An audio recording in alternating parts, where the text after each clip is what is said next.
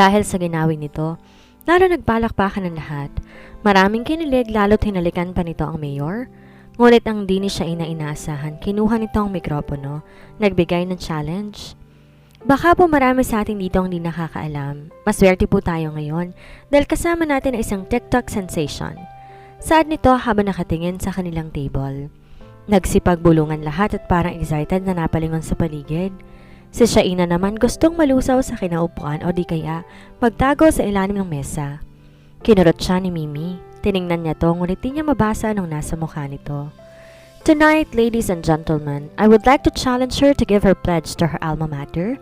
Please up on the stage, Miss Shaina Aguas to take the challenge.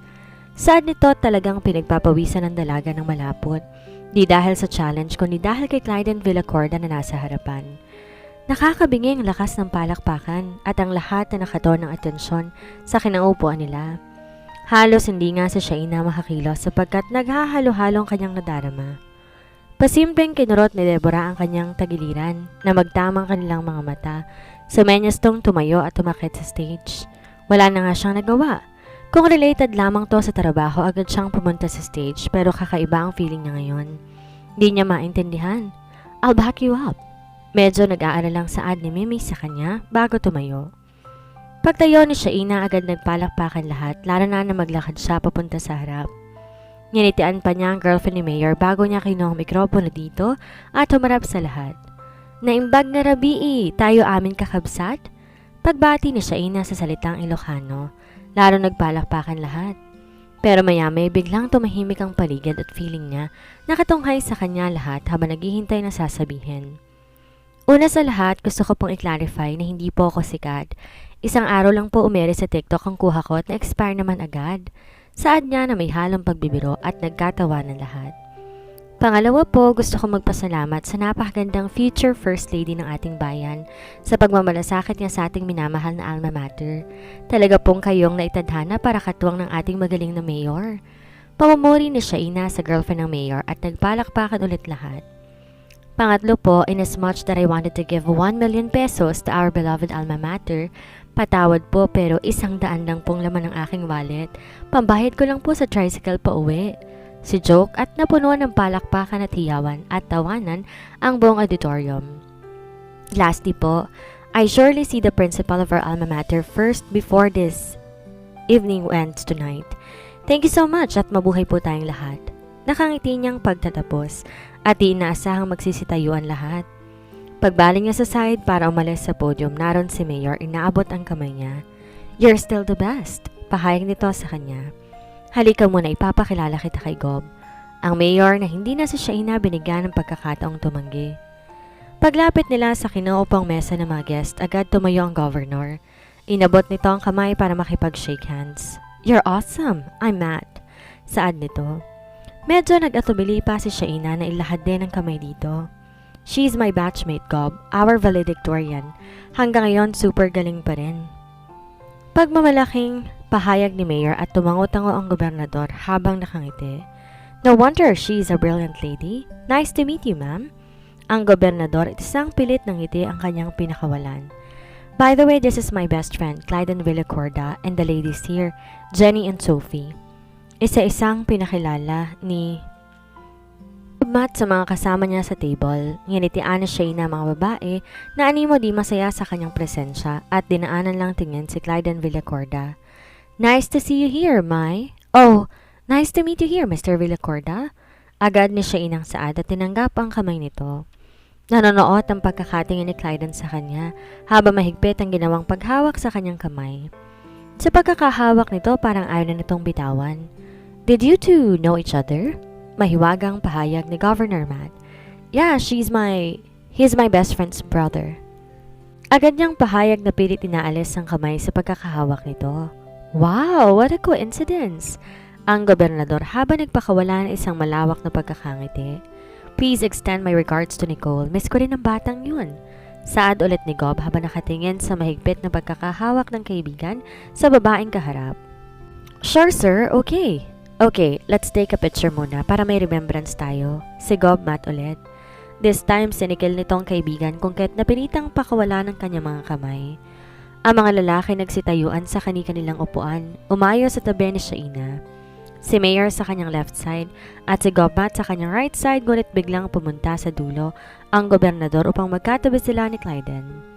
It's been a week na hindi ni Shaina nakikitang taong to. It's been a week na hindi niya nararamdaman ang mainit na katawan nito kahit ilang dipa ang kanilang pagitan at higit sa lahat, ilang araw din niyang hinahanap-hanap ang napakabangong amoy nito. She felt warm nang dumikit si Clyden sa kanya. Kung pwede lang sanang wag nang matapos ang picture taking para hindi na malayo ulit dito. He misses him pero naaalala niyang babaeng kasama nito kung kaya bigla siyang lumayo dito na matapos ang ilang shots ng camera. Agad siyang pumunta sa left side ni Mayor at nagpaalam sa mga tao na hindi man lang tiningnan ang mata ng lalaki. Nagmamadali siyang bumaba mula sa entablado at pagbaba pa lang, marami na nakipagkamay at nagpa-picture kasama siya. Mga seniors at juniors nila nung high school sa mga kakilala niya at nakipag-usap saglit sa mga to. Who is she? Is she a socialite? She's so classy. Di napigilang sambit ni Johnny mula sa kinaupuan. What is she doing? Saad naman ni Sophie. I heard she's just an ordinary employee in Manila. Pagbibigay impormasyon ng girlfriend ni Mayor. Di lang pala siyang na-intimidate kay Shaina. Oh, mag-provide ba siya ng 1 million? Nahihiwaga ang pahay pa rin ni Sophie. Maybe. Did you see her watch? Yeah, more or less 1 million ang ganong watch. Why did she lie that she only had 100 in her wallet? Nakakahiya naman. Well, baka bigay nga sa kanya, di ba nga? Best friend niyang kapatid ni Clyden? Oh, you have a point. Mukha lang talaga siyang sosyal. Kahit simpleng manamit, may mga ganun naman eh. Kahit walang pera, gusto pa rin nila nagmumukhang mayaman.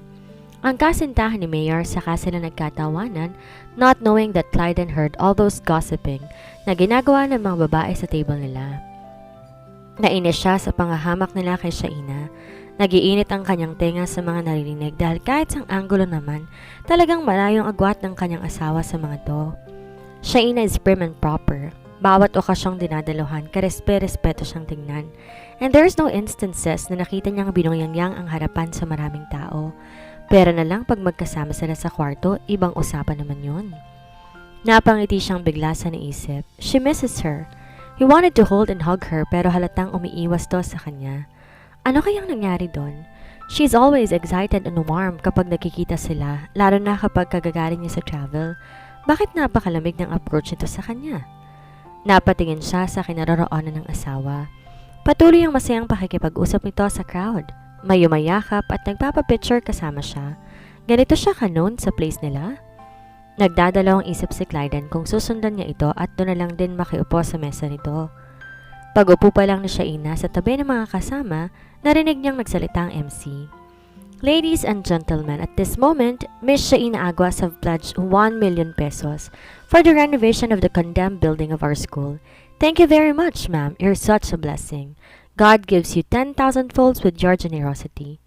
Pahayag ng MC at matunog na palakpakan ang narinig ni Shaina pagkatapos.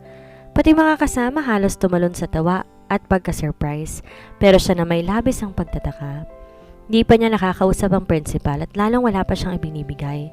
Oo, at kaya naman niyang ibigay ang halagang yon kung kukuha siya sa pera ni Mrs. V. Pero ang pinagtataka niya, sino may pakana noon? Agad pumasok sa isip niya si Clyden. Agad siyang tumingin sa kinaupuan nito. Pagtama ng kanilang mata, tinaas nitong hawak na glass sa kauminom. Siya ba yun? Saad ni Clyden sa sarili. Kung siya yun, bakit gagawin ni Clyden ang ganon? Clyden Villacorda is a businessman, hindi niya gagawing magwaldas ng ganong halaga. Ikaw punong-puno ka ng pagka-humble, you're super rich. Si Mimi sa kanya at wala siya nagawa kundi pagtawanan iyon. Aha, wala na, may nanalo na, magsit-uwian na tayo. Si Deborah naman kung kahit lalo siyang napangiti. Maya-maya lang humimpapawid ang isang sweet music. Destiny ang pamagat ng awitin at yun madalas tugtog ng JS prom nila nung high school. This piece, ladies and gentlemen, is for Miss Shaina Aguas, saad ng MC at napawawang kanyang mga kasama. Go! Choose your partner na! Sambit ni Mimi ngunit wala sa Shainang balak pumunta sa gitna at sumayaw. Kundi pinatayo ang pinsan kasama ng asawa nito at ito nga nagsayaw sa sweet dance sa gitna. Natatawang sinenyas niya sa mga taong masakit ang tuhod niya na makitang hindi siya pumagitna. Mas kikiligin sana ako kung kinoma si Mayor para kayong sumayaw eh. Saad ni Mimi sa kanya. Diyos ko naman friend, bantay sarado ang manok mo. Wala nang pag-asa dito kay Shaina. Nakatawang pahayag ni Deborah. Mas bagay nga silang dalawa. Di pa naman sila mag-asawa, no? Si Mimi na sobrang pabor nga kay Mayor para sa kanya. Napailing na lamang sa Shaina sa trip ng kaibigan. Gusto niya si Mayor bilang kaibigan, ngunit bilang partner, hindi kailanman mangyayari yon. Excuse me muna girls, sa comfort room lang ako. Pag-excuse ni Shaina sa dalawa. Ayaw niya yung pairing na ginagawa ng dalawa, lalo't sobrang possessive yata ng girlfriend ng batch nilang Mayor. Di niya na hinintay pa ang pagtango ng kanyang mga kasama. Pinutol niya na ang red clutch bag, tinungang way papuntang CR. Parang pinagpapawisan siya sa mga kaganapan kaya't feeling niya kailangan niya mag-retouch. Di naman nagtagal sa Shaina sa loob ng comfort room. Naglagay lang siya ng pressed powder. Pinatungan ng konti ang red lipstick at binrush ang buhok. Na makontento sa nakikitang refleksyon sa salamin, lumabas na siya. May mga ilan-ilan ding pumapasok ng CR kaya't nakatodo ang ngiti niya sa kanyang mga nakakasalubong. Pagliko niya sa pasilyo papunta sa loob ng bulwagan, halos magkabungguan sila ni Clyden. He's heading also to the comfort room. Agad siyang nahawakan ng asawa, hinila papunta sa backdoor. Are you out of your mind? Bitiwan mo ako. Utos na siya ina dito, ngunit tila bingi ang binata, bagkos lalo siyang hinila palabas. Pagdating niya sa labas, agad siyang niyakap ni Clyden. Nabigla si Shaina sa ginawa nito kung kaya't di siya nakapag-react.